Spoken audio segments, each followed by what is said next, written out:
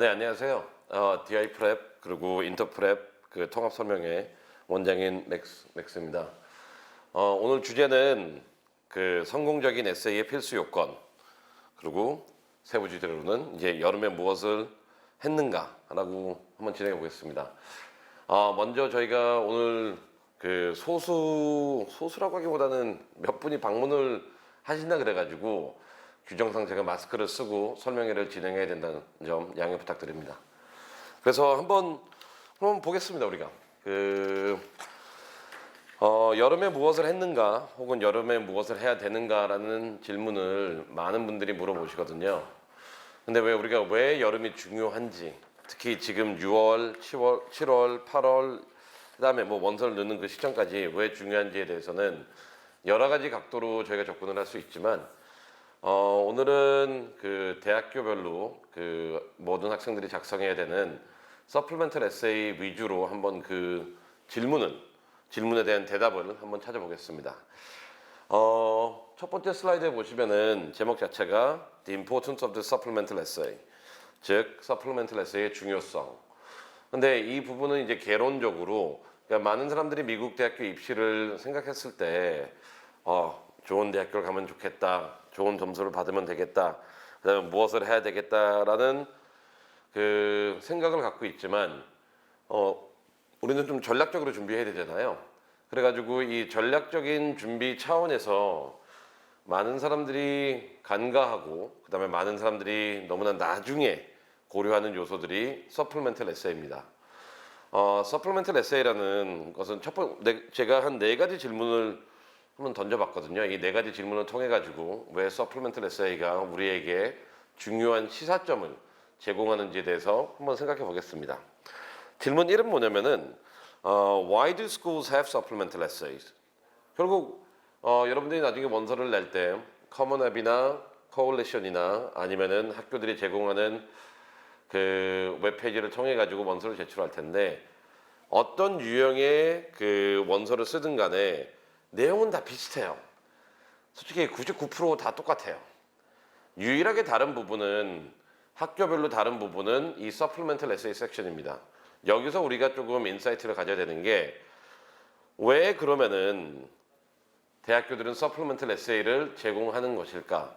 즉 길이도 다르고 문제 유형도 다르고 그다음에 학교들마다 비슷한 주제 질문을 내더라도 그 워딩 자체가 달라요.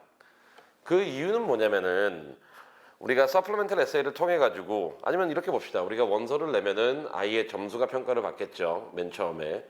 그다음에 거기에 적혀 있는 이력 사항이나 경력 사항이 평가를 받겠죠.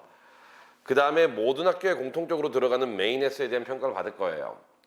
하지만 유일하게 다른 거는 학교들마다 서플멘털 에세이 질문이 다르다는 거예요.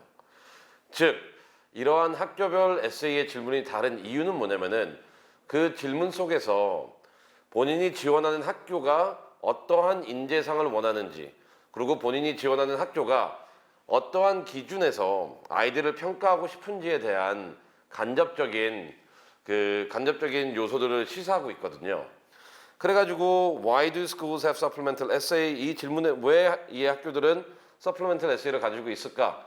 라는 질문의 답은 뭐냐면은 그 에세이를 통해서 즉 학교들마다 차별화된 에세이들을 통해 가지고 그 학교가 추구하는 인재상 즉 그 학교가 원하는 인재상을 표현하고 있는 겁니다. 하나 예시를 하나 볼게요. 여기 보면은 네. 네네. 오류가 났었어요? 그래요? 뭐 어쩔 수 없죠 뭐. 네네네. 지금 아무도 없으니까 이거 마스크 벗고 해야 되겠다. 다시 처음부터 다시 해요? 나 괜찮습니다. 누가 오류 났다고 문자가 왔나 보네요. 그래도 열심히 들어주시니까.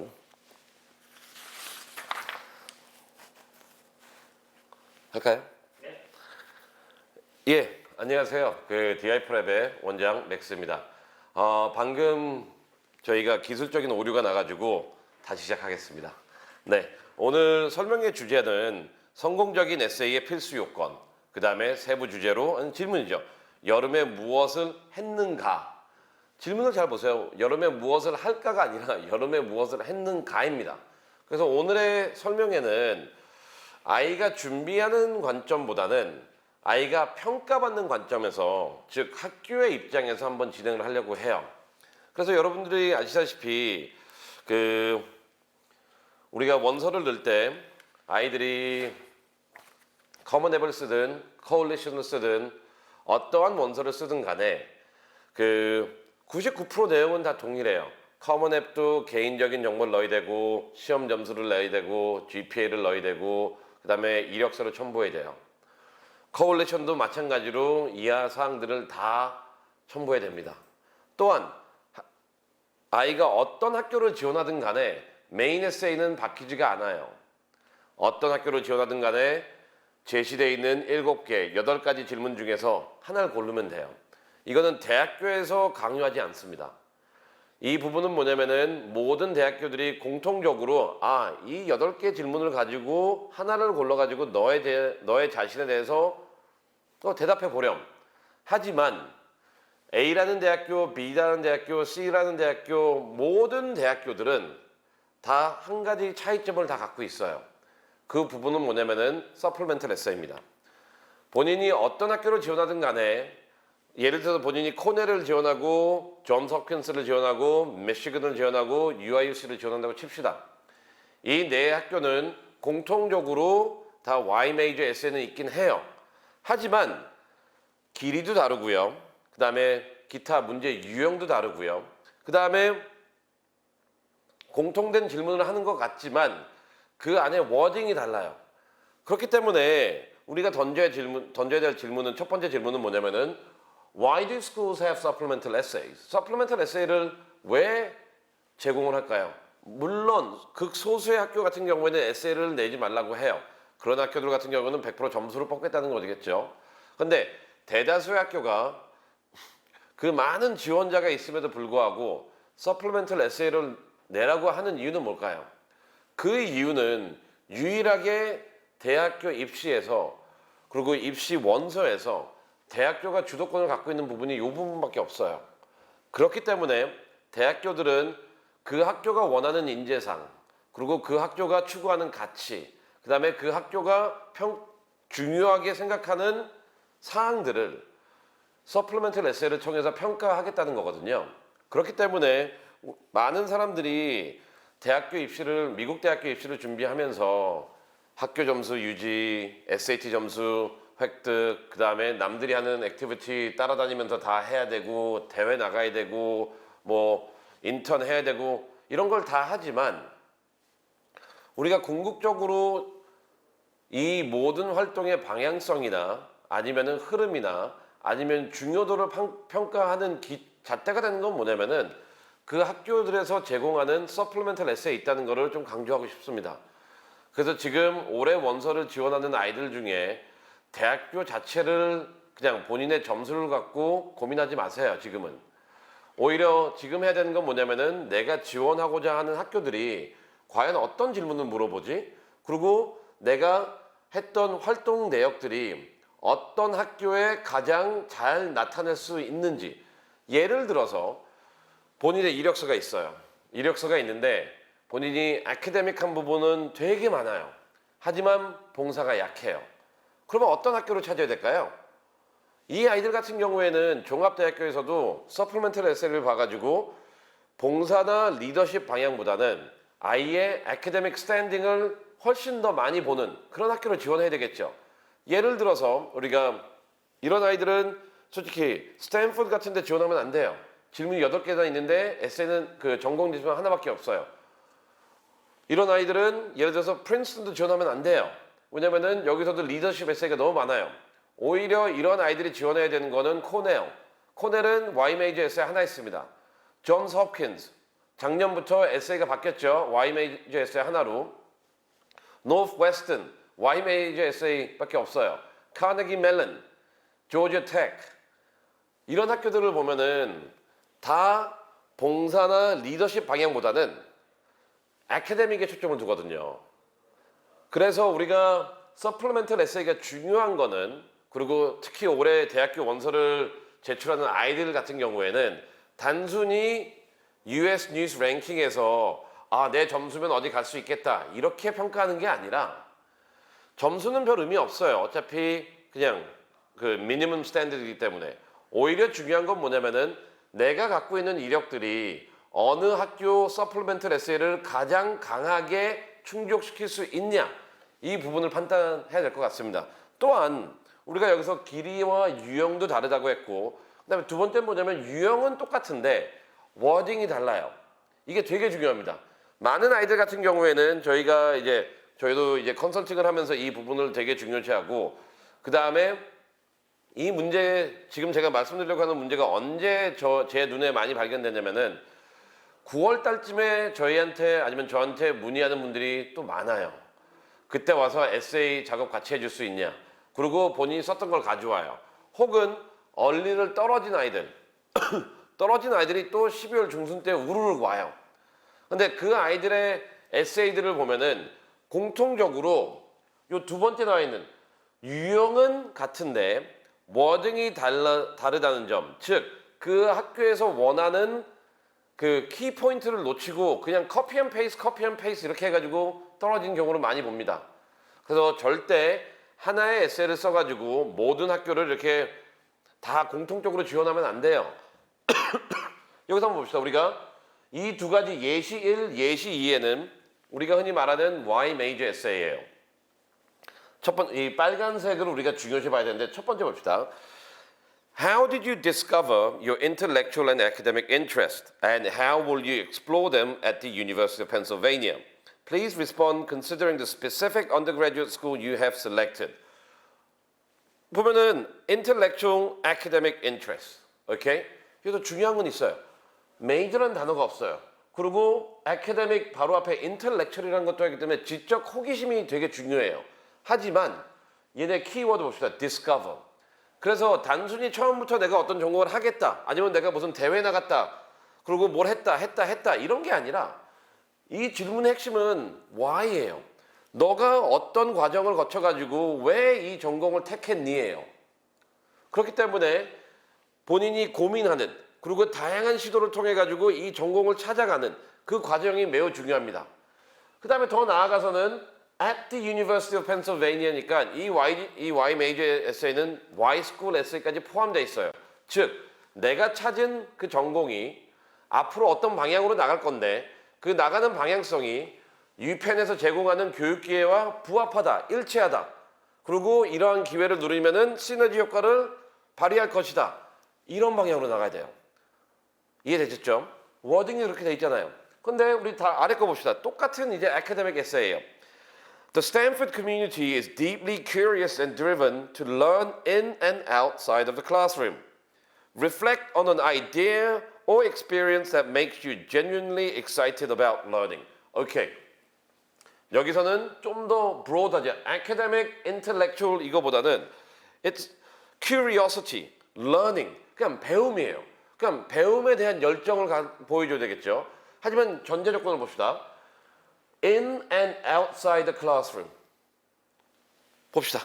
우리가 이 러닝을 통해 가지고 스탠포드가 원하는 첫 번째 조건은 뭐냐면은 되게 방대한 측면에서 이 공부를 아니면 이 내용을 알기 위해서 최대한 다방면의 노력의 흔적을 보여주라고 되어 있고요. 또한 reflect on an idea or experience. 우리 봅시다. 유펜 같은 경우는 intellectual and academic interest. 복수였어요. 여기서는 an idea or experience 한 가지만 쓰래요. 그 다음에 discovery가 아니라 reflect 그 아이디어 그 사건에 대해서 분석하고 생각하고 그리고 그 안에서 내가 왜 배움에 대한 즐거움을 갖게 됐는지 그 부분이거든요. 그래서 만약 스탠포드 에세이에다가 내가 어느 대회 나가서 1등하고 어떤 경력을 갖고 있고 이렇게 쓴다면 당연히 떨어지겠죠. 왜냐면은 reflect on an idea or one experience 하나예요, 하나. 그렇기 때문에 둘 다 Y major 에세이는 맞습니다. 하지만 제가 아까 말씀드린 것처럼 워딩이 다르고요.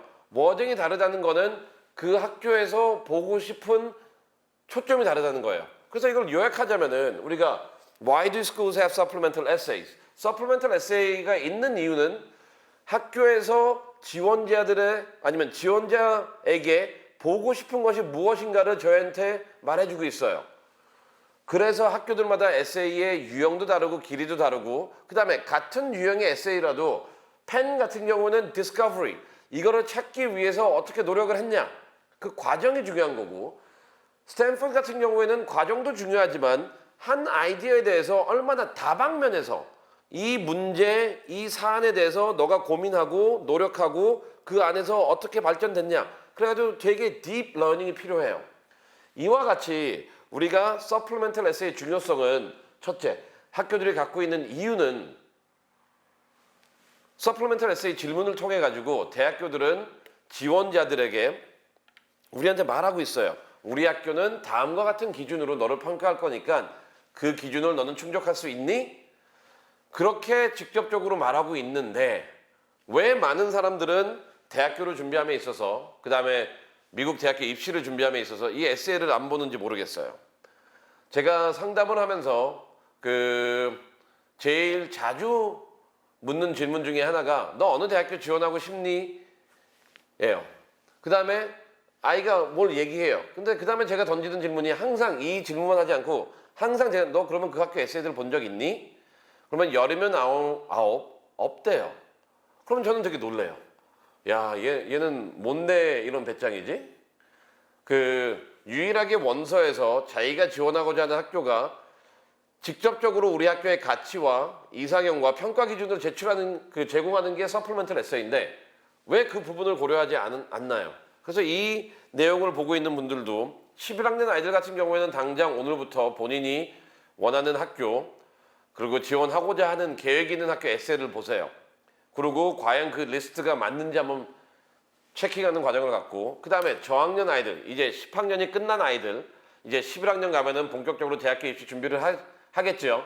그러면은 지금 여러분 앞에 펼쳐져야 되는 거는 이상주의적인 관점에서 내가 뭐 예일 가겠다. That's fine. 그게 문제 있다는 게 아니에요. 본인이 예일 가고 싶다면은 예일 질문을 읽어봐요. 그러면 내가 남은 기간 동안 이 질문들을 성실하게 답하기 위해서 어떤 활동을 해야 될까라는 계획이 생길 겁니다. 그래서 서플리멘털 에세이는 동전의 양면이에요. 하나는 대학교가 무엇을 원하는지를 제시하고 그 반대편에서 뭐냐면은 그거에 맞춰서 우리가 어떤 활동을 해야 되는지 그래서 이 부분을 명심하시고 앞으로 잘 준비하시기 바랍니다. 두 번째 질문 제가 이거 해봤습니다. What are the most common types of supplemental essays? 그래서 대학교들 같은 경우는 supplemental essay가 여러 개 있죠. 예를 들어서 뭐 하버드는 하나밖에 없어요. 천재 하나인데 여러분들 유의해야 되는 게 하버드는 전공 에세이가 있긴 있어요. 150단어로 여러분들이 세 가지 전공을 정해가지고 각각 150단어가 아니라 통틀어서 너가 왜 이 세 전공을 하고 관심 있는지 150단어로 쓰면 돼요. 하버드는 딱 하나. 지원자와 비교했을 때 너는 남들과 뭐가 다르니에요, 결국. 여러분들이 예를 들어서 만약 유펜을 지원하고 싶다. 유펜 같은 경우는 에세이가 두 개 있죠. 두 개 있는데 그 내용이 Y major essay, 그 다음에 community contribution essay. 그래서 내가 유펜을 가고 싶다 그러면은 적어도 메이저적으로 디스커버리 과정을 보여줘야 되고 그 다음에 공동체에 기여할 수 있는 다이버시티가 필요하겠죠. 여러분들이 이제 미시건 가고 싶다. 미시건도 두 개 있어요. 근데 미시건도 Y major essay가 있고 그 다음에 community essay가 있어요. 커뮤니티 에세이는 우리가 두 가지로 나눠지는데 그리고 오늘은 하나밖에 안 다룰 거예요. 두 가지로 나눠지는데 하나는 뭐냐면은 내가 속해 있는 그 공동체에 어떻게 기여했니 해가지고 volunteering, advocacy, leadership 쪽으로 가는 에세이가 있고 그 다음에 또 하나는 뭐냐면은 너가 우리 공동체에 어떻게 기여할래? 유펜도 있고 스탠포드도 있고 MIT도 있고 뭐 콜롬비아도 있고 프린스턴도 있고 브라운도 있고 다 있어요. 그러면은 이 질문은 다이버시티거든요. 공부 빼고 커뮤니티 빼고 그다음에 넌 어떻게 기여할래? 그러면은 이 세 질문들이 어떻게 보면은 그다음에 why school 이렇게 네 질문들이 여러분들이 제일 많이 다루게 될 내용들입니다. 물론 이 외에도 너한테 중요한 건 뭐니? 너가 해결했던 문제에 대해서 쓰렴 아니면은 너의 리더십을 보여주렴 아니면 너한테 가장 중요한 액티비티에 대해서 기술하렴 아니면 친구에게 편지를 쓰렴 아니면 너 자신을 평가하렴 이런 식으로 여러 가지 유형의 에세이들이 있지만 두 번째 질문, 가장 공통적인 거는 전공, 봉사, 다양성, 그 다음에 왜 우리 학교, 요 네 개거든요. 그렇기 때문에 내가 지원하는 학교들이 아직 명확하지 않다라면은 적어도 요 네 질문에 대해서는 충분한 이력서의 근거가 있어야 돼요. 그래서 지금 만약 여러분들이 이 네 가지 사항에서 갖고 있는 이력서가 다 커뮤니티로 빠져있다, 메이저로 빠져있다, 그럼 세 개 충족시켜줘야 되겠죠. 근데 난 죽어도 세 개를 충족하고 싶지 않다. 그러면은 아까 말했던 그 Y 메이저만 중점으로 보는 학교로 지원하면 되겠죠. 네, 그 다음에 결국 그러면은 Why are supplemental essays important? 왜 중요할까요?